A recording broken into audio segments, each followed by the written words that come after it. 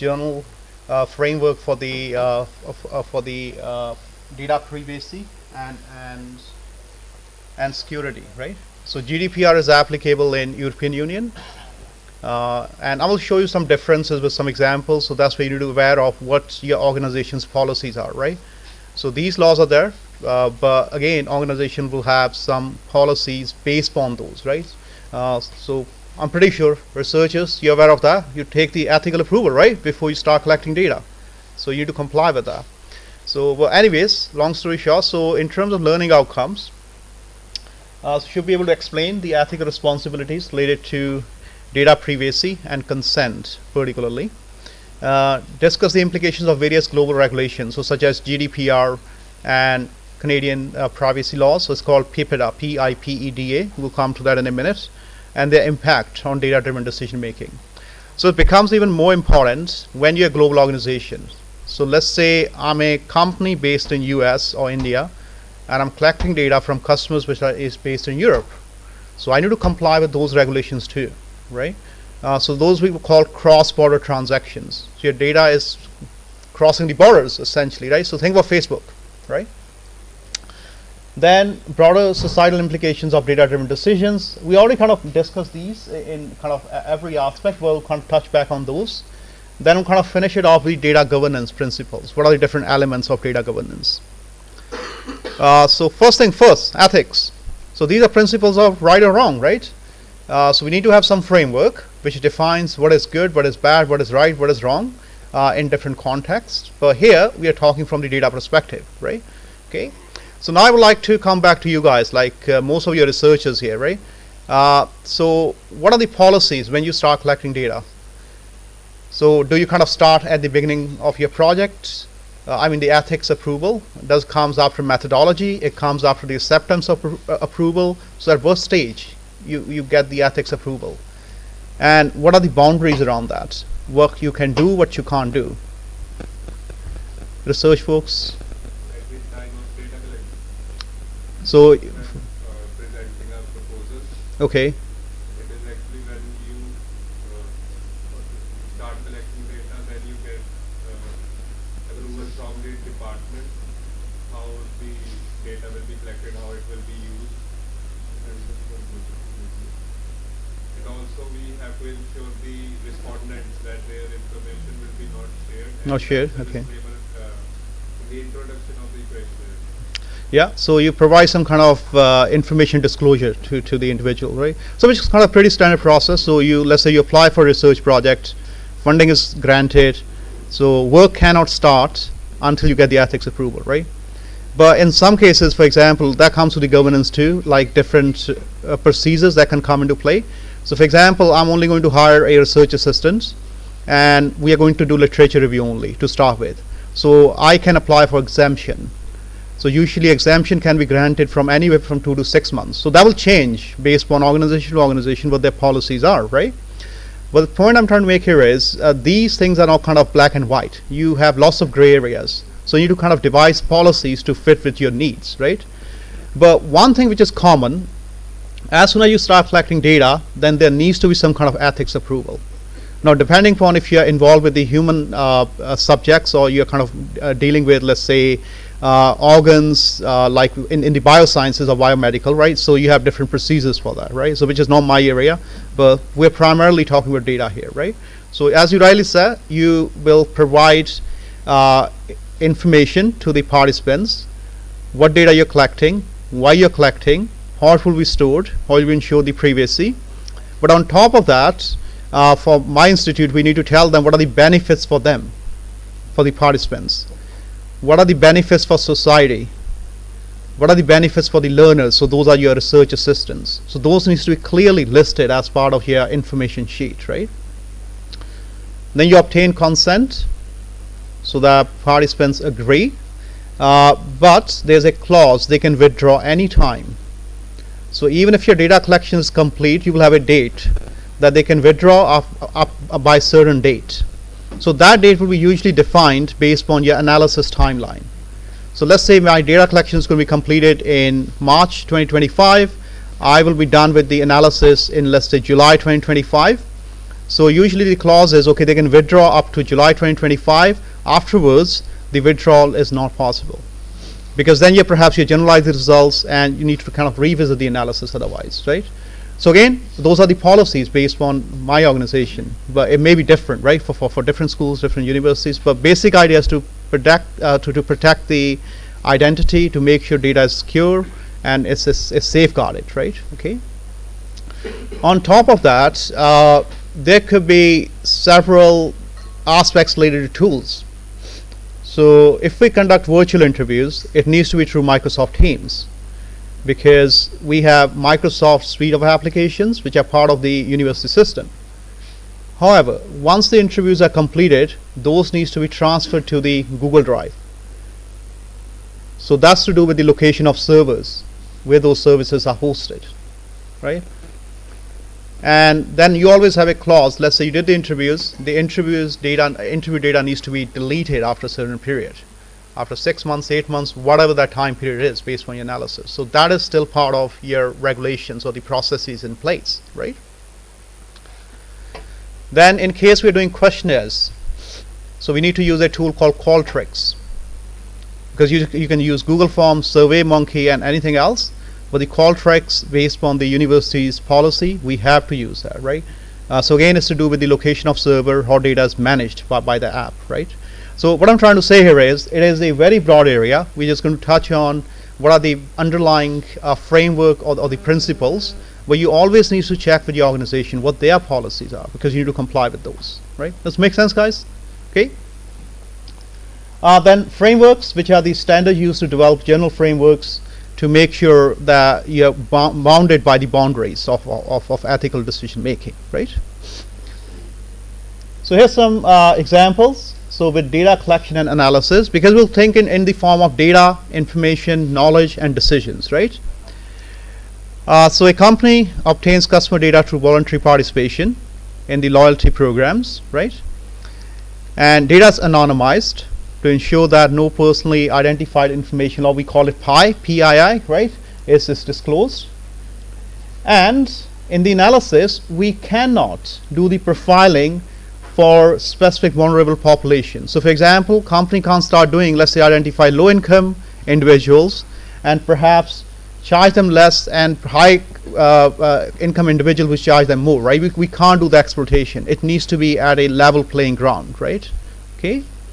So we talk about profiling and the segmentation, where we cannot target the vulnerable population in that case, right? So that's just one example here. Okay. How many of you heard of Facebook's incident on when they got fined, I think, few $1 billion by European Union? Any one of you know that?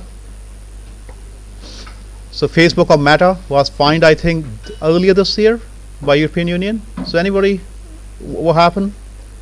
What was the case?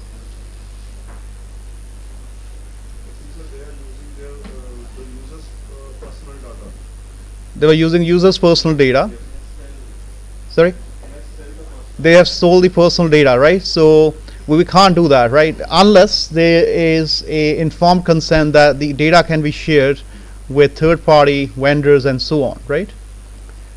I'm not sure if you read the full news. There were some user passwords which were in plain text. It was not; those were not encrypted, right? So, based on the EU regulations, if you're storing the personal information like passwords, data, it needs to be encrypted, right? So we need to be careful with the data collection procedures too, right? Because at the end of the day, your data is transformed over the internet from one place to another. If it's not encrypted, it's open for hacking, right? So individuals can read that. Okay. Hanji? In the third point, like it is mentioned that without profiling or targeting the population, like what if we have a variable like income, such that we are grouping them and then we are analyzing the data, how it differs between these groups?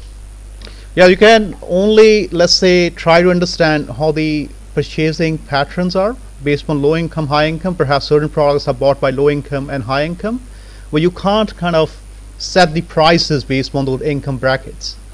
So let's say Amazon knows what we are purchasing. They have a purchasing history. So if you go to Amazon and I go to Amazon to buy same product, they shouldn't be giving us different prices. Airlines do that. Airlines, but they don't profile based on income. They kind of profile based on hits, right? There was some news, I don't know if it is true, but it was about the players in the quick commerce industry, that they are charging different prices based on the device you are using. Oh, okay. So if that's not mentioned as part of data collection, that's unethical. Yeah. Okay. But as I said, airlines do that. So if you ever do experiment, just try to turn on your cookies and say accept and search for a flight, any random flight, and do it several times. Then open up a hidden window, search in there, you will see price difference. So that's based on the clicks, right? Yeah. Like when I book flights, Tuesdays are usually cheaper because less people are searching. You can get same flight on a cheaper price, right? So that's based on your cookies, right? And tracking. Oh, how many of you know about cookies? Everybody knows about cookies, right? Data cookies are dangerous. The other cookies are nice, right? Okay. All right. Then storytelling. I think we picked a few examples. I think there was an example of EU and Brexit. You can't just manipulate, let's say, y-axis to present different information, right? So other than that, the company uses data insights for design fair and transparent promotional campaigns. So for example, they advertise discounts for the frequently purchased items or bundle complementary products to add value to the customer. Is that ethical or unethical?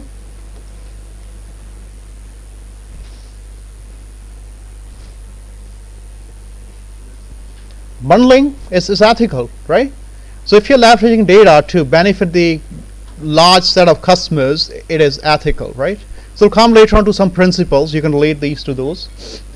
However, if we internally kind of hide any limitations or bias in data, that's unethical, right? Okay. So maybe your data is based on a limited population, particular demographic, that will not present your entire customer base. So, and you're presenting those results to the management to make certain decisions, that's unethical, right? So you're simply hiding the information, right? Okay.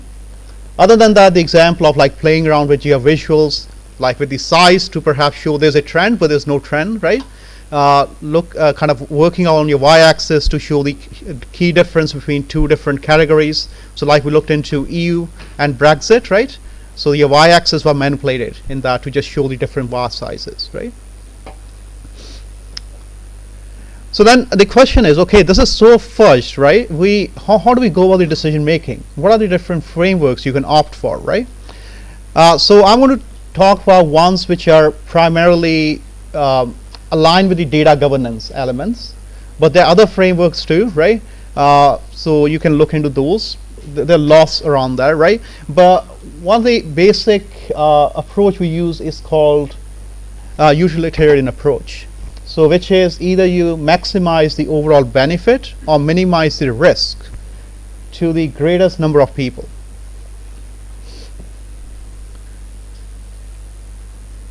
Okay, and the idea here is that we want to ensure the insights or the benefits are for the majority of stakeholders, not for just a set of population, right? So now that brings back to us the low income, high income example, right? We can't just keep on putting promotions perhaps for the high income because they are spending more on the expensive products. It needs to be across the board, right? Okay. Can you think of any, ethical and unethical example in this context? So a healthcare company is analyzing patient data, let's say related to a critical illness, right? To identify trends in disease and outbreaks, right? So what could be an ethical situation and unethical situation when it comes to data analysis and decision making?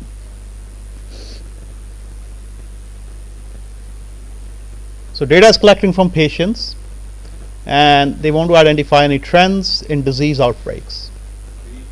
The ethical aspect is that it will benefit the society regarding that particular outbreak. The unethical would be if they have not taken the consent of the patient, because that's a very personal information. If they are collecting data, let's say on HIV and So if the consent is not taken, it becomes unethical. Although the intentions are clear, but consent is required. So now if you kind of keep on moving along the lines of data collection analysis, so in the analysis phase, if you're not disguising patient information and you're just sharing it with the analyst or the other individuals, it is unethical, right? So you're kind of, even in some cases, you may be, it is illegal under GDPR framework and the PIPEDA framework, right? And let's say we came up with analysis. If the results are only shared with the drug manufacturers, it is unethical. If the results are shared with all stakeholders based on their interests, then it is ethical, right? So even after analysis, when you're presenting your findings, that can make certain outcomes unethical too, right? Because otherwise you're just benefiting the drug manufacturers or those companies, right? Okay, this makes sense, guys? Okay. Then you have rights approach, which directly relates to the individual's rights. So in case of data, we all are consumers, right? Customers. You give out data through Google, Facebook, whatever app is that, right? So we want to make sure your rights to privacy, freedom, and dignity are held, right? Okay. So how many of you read cookies carefully when you're giving out the consent? Or it's just accept all? Accept all? Accept necessary? Okay. So well, some of you still accept all, huh? So let me show you a key difference here. So I kind of bought a few websites, so that's where the difference comes into play. It is not that straightforward. So here is Sky Sports, which is UK based, right? And yeah, you can go to essential cookies only, which are always turned on. That's basically for your web functionality, to make sure the content is displayed properly, the websites are optimized, right? If I go on options, view options,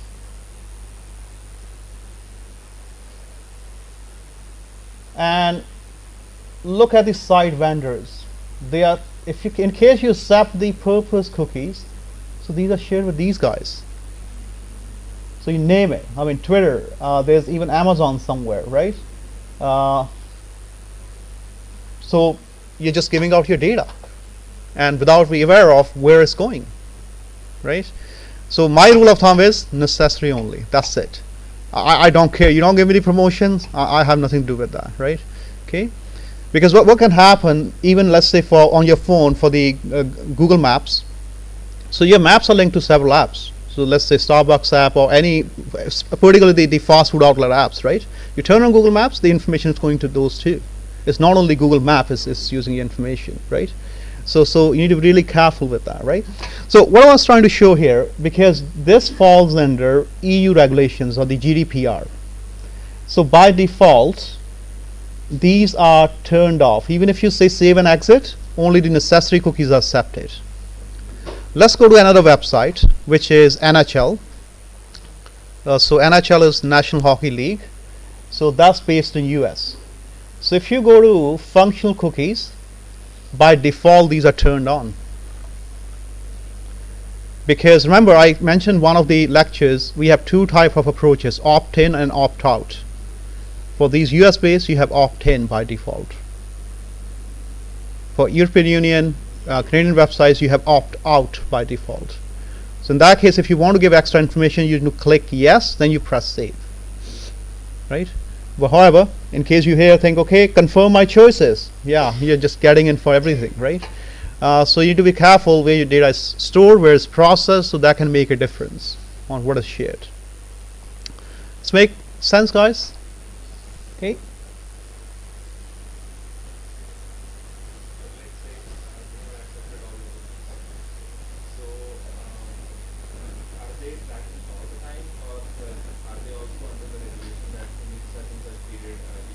Now once your session is closed, let's say I close this browser, only then your session is disconnected. So for example, in my case, most of the time I put my laptop on hibernation, right? As soon as I get back on the website, the session is still active. So I need to kind of kill that connection to close the session, right?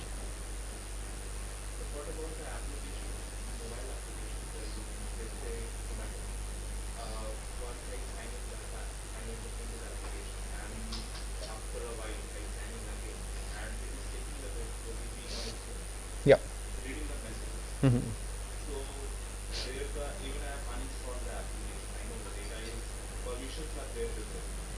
So is this ethical? So that depends on the legal framework. We'll come to that in a minute. So for example, in GDPR and PIPEDA, there's always a time frame after which you delete data. So let's say you're not a customer anymore with Swiggy or whatever the app is, right? And after let's say 6 months, 8 months, whatever their policies, they need to delete data. But again, that depends. I mean, how effectively they are monitored. Are they really kind of held accountable for that? That's a different question. But there's always policies around that, right? So for example, I share my example from the research project's perspective. So after interviews, after 6 months, we have to delete the interviews. I can't keep the videos, right? So what we're trying to do here is we're trying to minimize the risk due to breaches. So let's say server gets hacked. If I'm keeping data, which let's say I did some interviews 5 years ago, I'm not using those. There's no use of that. I'm just increasing the risk of kind of running into security issues, right? So it's all about the risk minimization. Okay.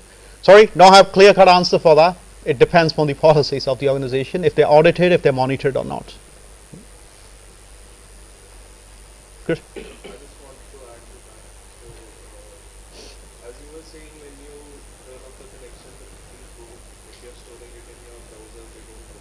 Yep. So what happens is, if you allowed all the cookies, even every click on the browsing you do, Browsing, yeah. and sometimes even videos are tracked. So even we do that sometimes. Yeah. We are asking the client to do that. Mhm. We need the user behavior. Yeah. So click stream data, right? Yeah. Yeah. So as long as you do not clear all the cookies from your browser, Mhm. they are going to be staying there for Stream. 2 years. Mhm. For 2 years, okay. For 2 years. For 2 years, okay. Right?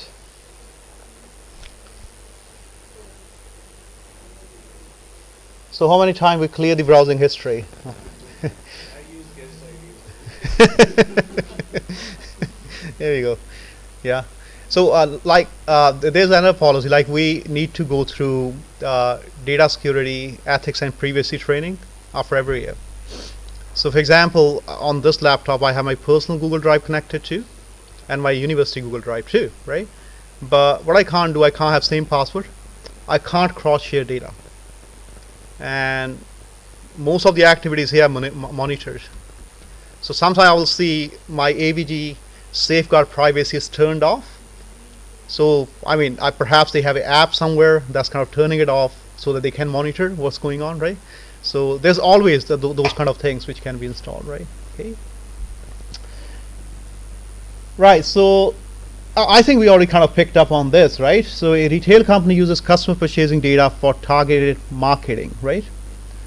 So what would be the ethical and unethical scenario in this case?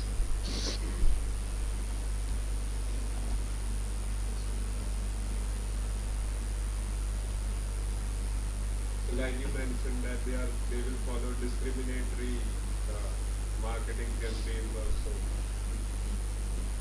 Yeah, so that will be unethical. So in case you have a decision based on the average spend, it needs to be aggregated at a certain level, right? We can't just start looking into the individual customers, right?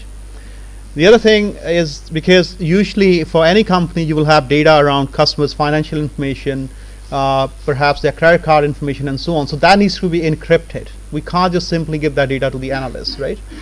So we use a term in the previous lectures, minimum access. Anybody recalls what is that, minimum access?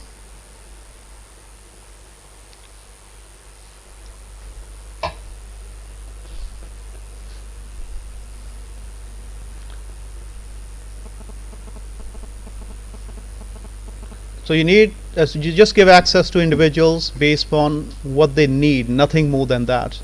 So for example, we use learning management system. I don't need to know students' financial information. I don't need to know their addresses, right? So although everything is stored in a centralized database for university, but I only have access to student names, their email, student ID, and information related to my course only, right? So that's called minimal access, right? Okay. So that way again you're minimizing risk of any misuse of information, right? Okay.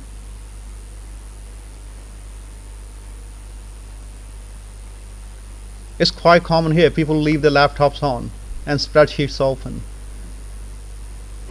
So don't do that, right? Okay. Fairness approach. So treating individuals and groups equitably and avoiding discrimination or bias, right? So AI, a company uses AI to analyze job application data to streamline hiring process. How many of you came across the incident with Amazon? So Amazon was using a AI-based system to scan the CVs or the resumes for candidates, and what was happening, the AI was biasing towards male candidates. Because at the end of the day, what happens, you train your AI model or machine learning model, it's based on a data set. If that data set is biased, your results are going to be biased too. So that's pretty common. For example, if you look at the engineering streams or supply chain streams, so these streams are male dominant. So if you don't have a balanced data set to train your model, your outcome is going to be biased too. So you end up picking more male candidates compared to female candidates, right? So that's the fairness approach. So it primarily comes into play when you're analyzing data or try to use some black box techniques. So then you need to make sure those are properly trained. Okay. So last but not least is common goods approach. So this is geared towards well-being of entire community or society based upon the outcomes of your analysis or recommendations, right? Okay. So example would be a city analyzes traffic data to improve road safety. What would be the ethical scenario and what would be unethical?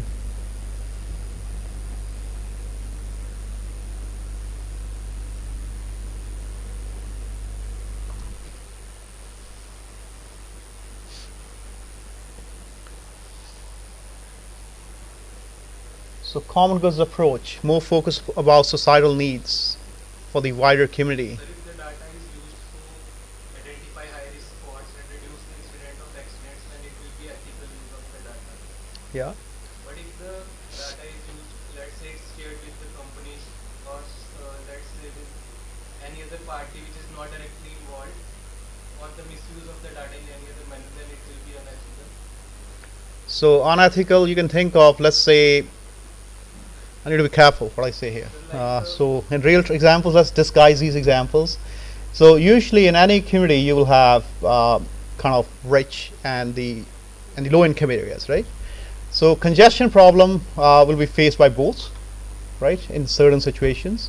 So let's say you collect data, you analyze it, and you're only targeting the rich areas or well-established areas to reduce those congestion problems. So in this way, you try to understand, okay, where the issues are, where you're targetedly only addressing certain areas to address those issues. Quite common during elections, right? So I'll just go quiet here, right? But so that's the unethical use, right? So we are kind of moving away from common goods approach, okay?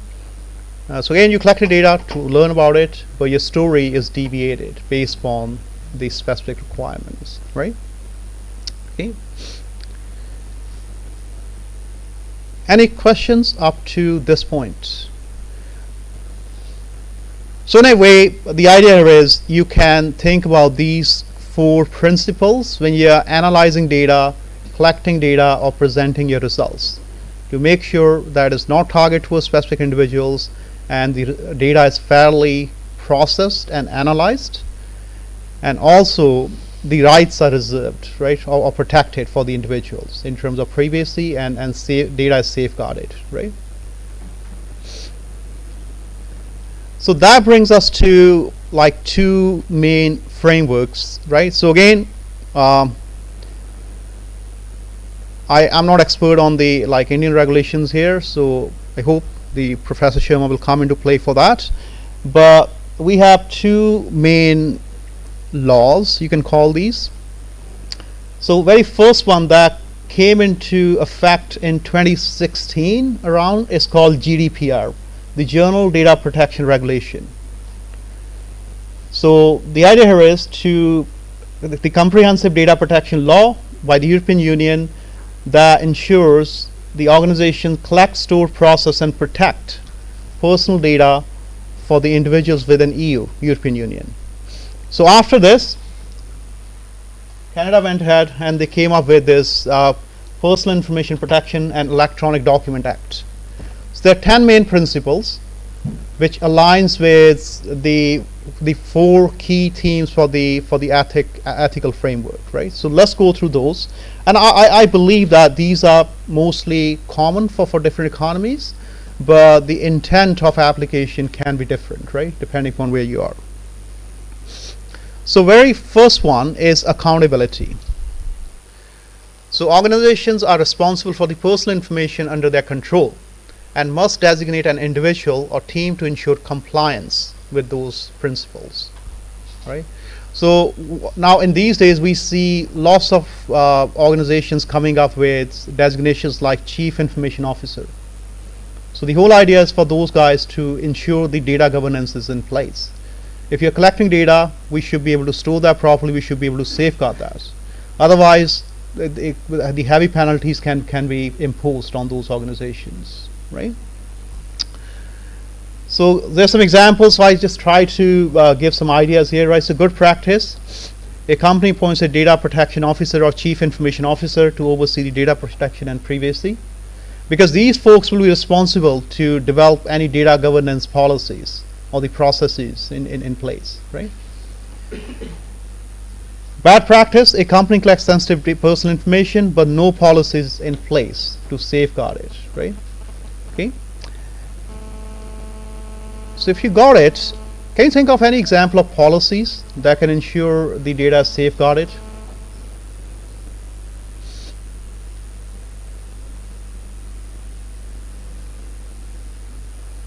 Like RBI does not allow the banks or foreign banks to store data outside India.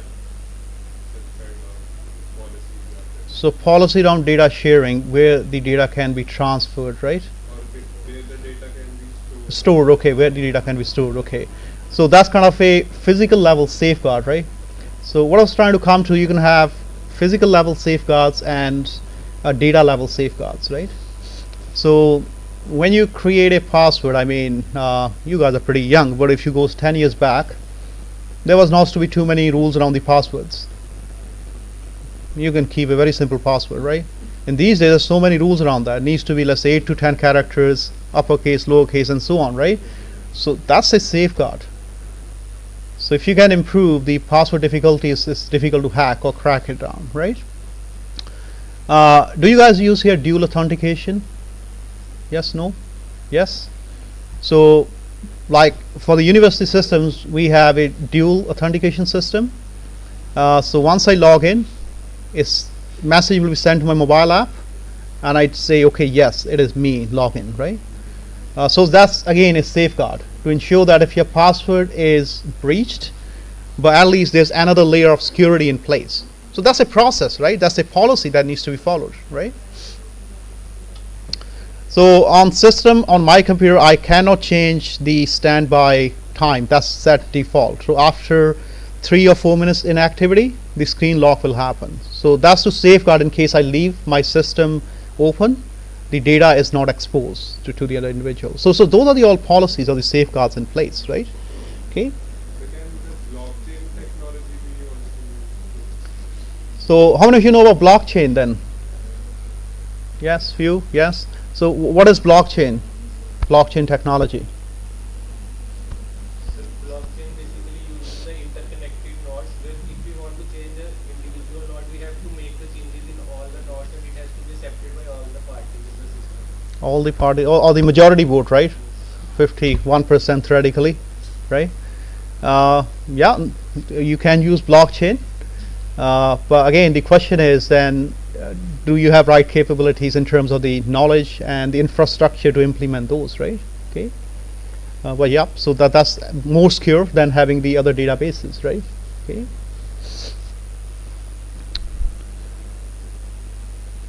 So okay, yeah, so the second principle is identifying purpose.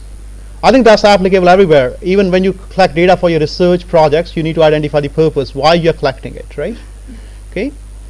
So the purpose for collecting personal information must be clearly identified, before or at the time of the collection. So that's another important point here.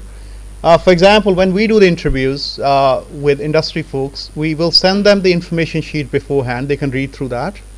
We'll say, okay, you can ask any questions. Then before we start interview, we will ask again and clarify what data we are collecting and how we'll use it, so that it's documented. Otherwise, somebody can come back, okay, I didn't read through it, I don't know, I didn't understand that, right? So it needs to be on some kind of formal system, right? So they can fall back on that, okay? So good practice, a survey clearly states the data is collected to improve the customer service. And bad practice, companies just collecting emails without notifying the customers that your email is collected, and later on they are using that for the targeting customers, right? So if you're collecting emails, you need to say clearly this information is collected. Okay. Any questions? No. Consent must be obtained for data collection, use, or disclosure for all three. Okay. So any thoughts why it's important for all three? Do you think that consent is just can be obtained for the collection only? Why we need to get consent for the analysis and disclosure as well?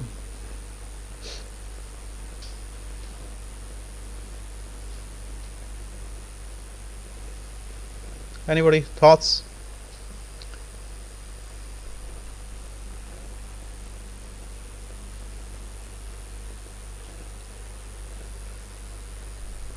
So disclosure simply means we're kind of disseminating results or perhaps publishing reports.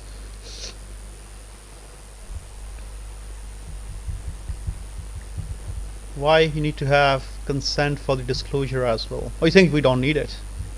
You don't need to agree what I put here. It could be wrong.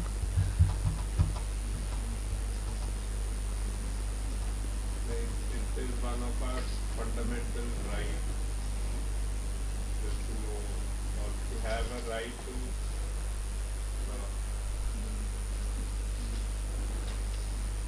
I should be the one who should have the control of my information or my.